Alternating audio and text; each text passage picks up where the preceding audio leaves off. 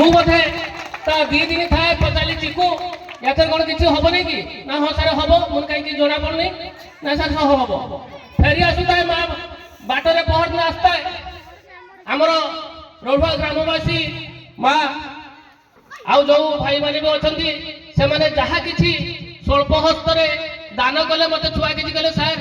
ଏତିକି ଦଉଛନ୍ତି ମୁଁ ସନ୍ତୁଷ୍ଟ ହେଇଯାଉ କାହିଁକି ନା ସେମାନଙ୍କ ଦାନ ଟିକେ ଥାଉ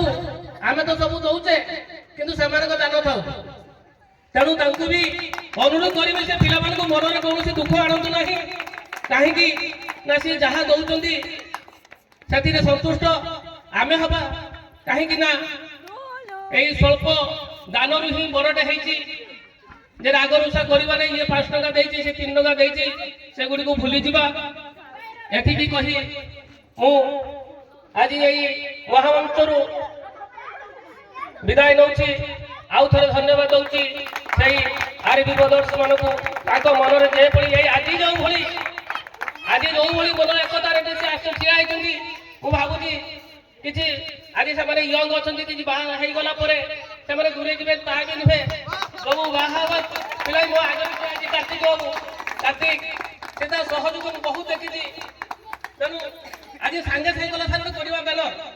ମୁଁ ହବ ନା କଲା ସାର୍ ମୁଁ ହବ ନା ନ ହେଇଯିବ କହିଲା ଯିବି ସାର୍ ଗୋଟେ ବରାବର କରିକି ଆଣିବି ସାଙ୍ଗେ ସାଙ୍ଗେ ଯାଇକି ଅଧଘଣ୍ଟା ଭିତରେ ଗୋପାଳପୁର ବ୍ୟାନର ତିଆରି ହେଇକି ଆସି ଲାଗିଗଲା ଏ ସବୁ ଉଦ୍ୟମ କାହାରି ଉଦ୍ୟମ କେବେ ବ୍ୟର୍ଥ ଯାଏ ନାହିଁ ତେଣୁ ଯିଏ ଦୂର ଦୂରାନ୍ତରେ ଅଛନ୍ତି ଆସିପାରୁନାହାନ୍ତି ଆଜି ମୁନି କହିଛନ୍ତି ଆସିପାରୁନାହାନ୍ତି